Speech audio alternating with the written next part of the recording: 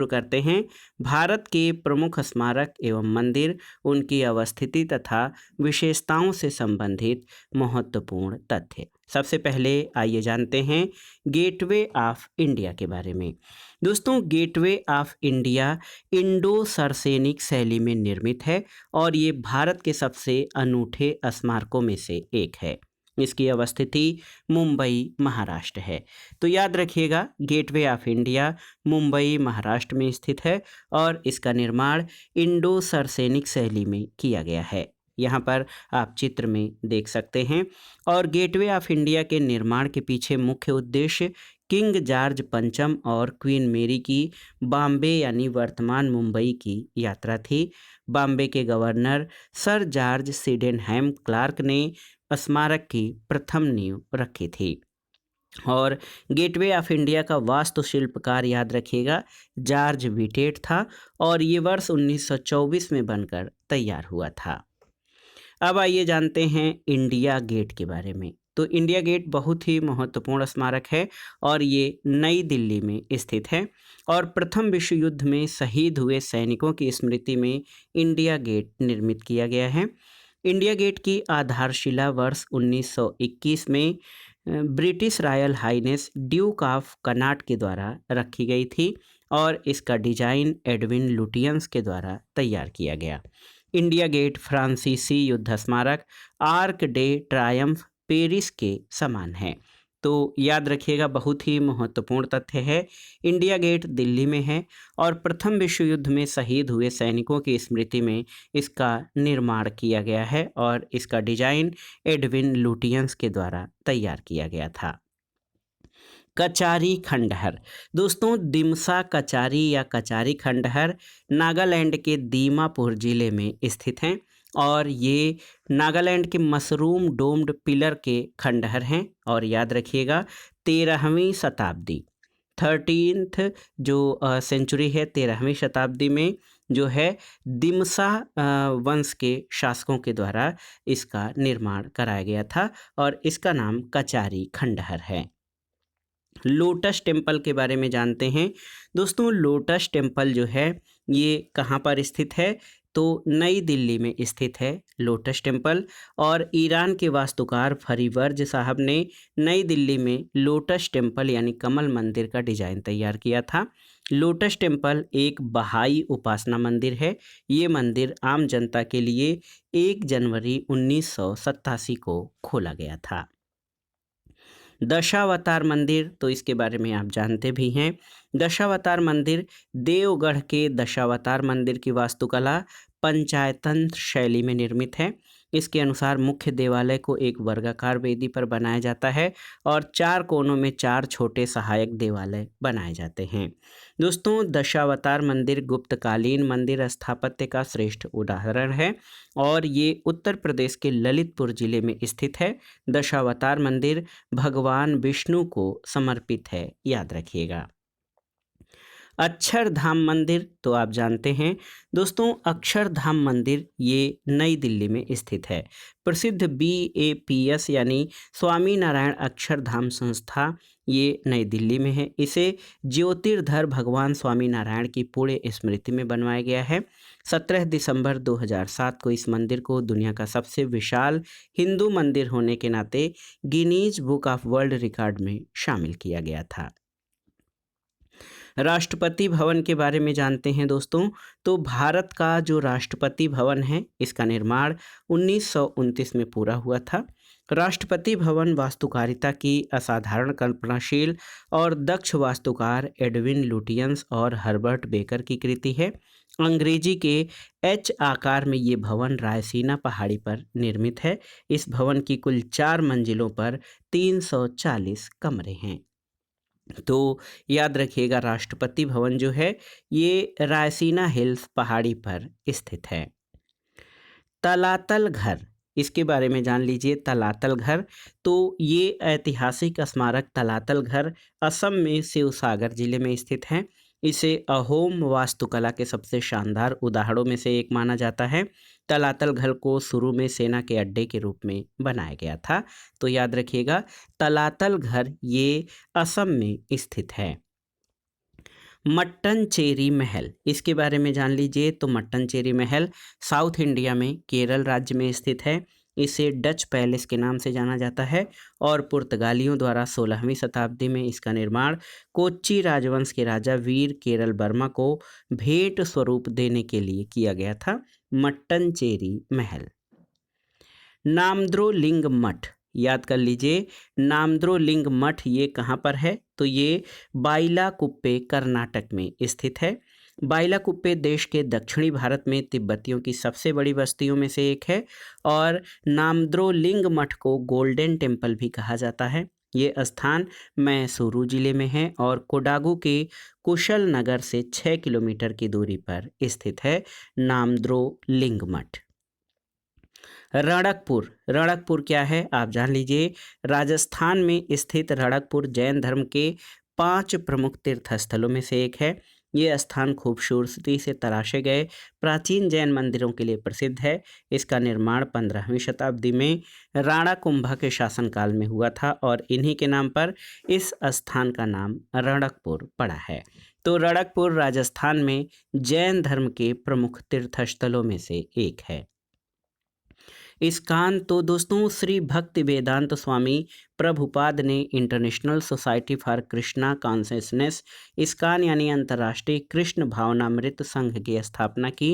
इसे आमतौर पर हरे कृष्ण आंदोलन के रूप में जाना जाता है। तो इस्कान के संस्थापक श्री भक्ति वेदांत स्वामी प्रभुपाद के द्वारा किया गया। क्यायक, तो क्यायक क्या है? क्यायक हाथीयो ये पैगोडा म्यांमार में स्थित है। इसे गोल्डन रॉक या स्वर्ण पत्थर के नाम से भी जाना जाता है। तो याद रखिएगा क्यायक जो है ये पैगोडा है, ये म्यांमार में स्थित है। इसको गोल्डन रॉक के नाम से जाना जाता है। बौद्ध मठ, रूमटेक मठ ये जो है सिक्किम में है। इस मठ को धर्मचक्र केंद्र कहा जाता है। हेमिस मठ लद्दाख में और ताबो मठ हिमाचल प्रदेश में स्थित है। तो ये भी पूछा जाता है। रूमटेक मठ ये सिक्किम राज्य में और हेमिस मठ लद्दाख में, ताबो मठ ये हिमाचल प्रदेश में स्थित है। बगान शहर, तो बगान शहर म्यांमार में विश्व के सबसे बड़े और अधिक बौद्ध मंदिर, पैगोडा, स्तूप और खंडहर हैं। म्यांमार को स्वर्णिम पैगोडा का देश भी कहा जाता है। सबरीमाला, दोस्तों सबरीमाला श्री धर्म संस्था मंदिर ये केरल राज्य में स्थित है। भगवान अयप्पा को समर्पित मंदिर है और महिलाओं के प्रवेश के मुद्दे पर यह मंदिर विवादों में रहा है। सबरीमाला मंदिर। ओडिशा के मंदिर, तो दोस्तों बिरजा मंदिर, राजरानी मंदिर और समलेश्वरी मंदिर ओडिशा में स्थित हैं। 13वीं शताब्दी के दौरान बनाया गया बिरजा मंदिर ओडिशा के जाजपुर में है। राजा रानी मंदिर भुवनेश्वर में और समलेश्वरी मंदिर संबलपुर में स्थित है, याद रखिएगा। इसके अलावा फोडोंग मठ, फोडोंग मठ के बारे में जान लीजिए। फोडोंग मठ सिक्किम में स्थित है। इसकी स्थापना 18वीं शताब्दी में चोग्याल ग्योरमेड नामग्याल द्वारा की गई थी और कम्यूपा पंथ से संबंधित इस मठ को भित्ति चित्रियों और पेंटिंग्स के लिए जाना जाता है। इस मठ का वास्तविक ढांचा कई वर्ष पूर्व आए एक भूकंप में नष्ट हो गया था और 1977 में सरकार से आर्थिक मदद मिलने के बाद इस मठ को पुनः बनवाया गया। तो फोडोंग मठ ये सिक्किम में स्थित है। विष्णुपुर, दोस्तों टेराकोटा मंदिरों के लिए प्रसिद्ध विष्णुपुर पश्चिम बंगाल के बांकुड़ा जिले में स्थित है और वैष्णव धर्म के अनुयायी मल्ल राजाओं ने विभिन्न समय पर मशहूर टेराकोटा मंदिर बनवाए थे, याद रखिएगा। भीमबेटका, तो दोस्तों प्राचीन भारत के इतिहास के अध्ययन के क्रम में आप सभी भीमबेटका के बारे में जानते हैं। प्राचीन भित्तिचित्र या शैल चित्र भीमबेटका से मिले हैं। भीमबेटका मध्य प्रदेश के रायसेन जिले में स्थित एक प्रागैतिहासिक पुरास्थल है। भीमबेटका गुफाएं मानव द्वारा निर्मित शैल चित्रों और शैलाश्रयों के लिए प्रसिद्ध हैं, याद रखिएगा। और इसकी अवस्थिति मध्य प्रदेश के रायसेन जिले में है। पंजा साहिब, दोस्तों गुरुद्वारा पंजा साहिब पाकिस्तान के हसन अब्दल शहर में स्थित है और इसकी स्थापना सिख धर्म के संस्थापक गुरु नानक द्वारा मानी जाती है। हेमकुंड साहिब, तो हेमकुंड साहिब गुरुद्वारा उत्तराखंड राज्य के चमोली जिले में है और ये लगभग 4,329 मीटर की ऊंचाई पर स्थित है। दरिंगबाड़ी हिल स्टेशन कहाँ पर है? दोस्तों, भारत के ओडिशा राज्य के कंधमाल जिले में दरिंगबाड़ी हिल स्टेशन है। इस हिल स्टेशन को ओडिशा का कश्मीर कहा जाता है और ये लगभग 3,000 फीट की ऊंचाई पर स्थित है। तो याद रखिएगा, दरिंगबाड़ी हिल स्टेशन ओडिशा राज्य के कंधमाल जिले में स्थित है। सिटी ऑफ म्यूजिक, तो संगीत का शहर, यूनेस्को द्वारा वाराणसी उत्तर प्रदेश और चेन्नई तमिलनाडु को सिटी ऑफ म्यूजिक घोषित किया गया है। याद रखिएगा, वाराणसी और चेन्नई ये भारत के सिटी ऑफ म्यूजिक घोषित हैं यूनेस्को के द्वारा। हवा महल, तो दोस्तों जयपुर के हवा महल की बाहरी दीवारों पर 953 खिड़कियां हैं।